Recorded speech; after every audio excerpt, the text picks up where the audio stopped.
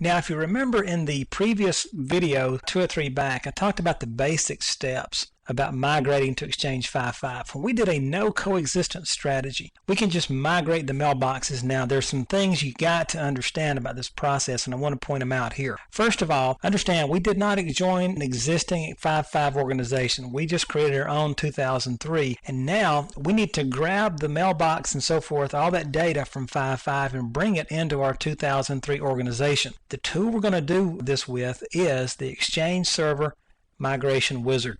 Now, there are some things you've got to know before you do this process. First of all your mailbox users need to synchronize their offline folder stores to their mailbox because it won't go get those things. So it's only going to grab the mailbox. It's not going to grab OST files. Then if you have any Schedule Plus users, they need to synchronize their schedule files because, again, it's going to look in one place. Then you need to decrypt any encrypted messages, and I'll talk about why in just a few minutes. Now, let's talk about what can we migrate, and this is huge. You've got to watch this closely. We can migrate directory information, mailbox content, including the folder structure. So we can put all the mailbox content over here. We can get calendar information, contacts, deleted items, drafts that people have created but haven't sent, inboxes, journal notes, sent items, and tasks. All that information can be brought across.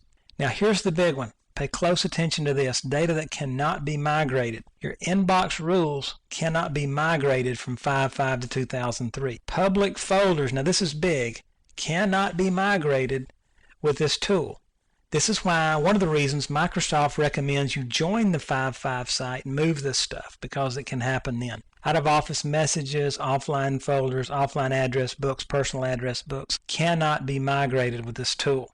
There's a big security alert here. This should be in red probably. Signature validations.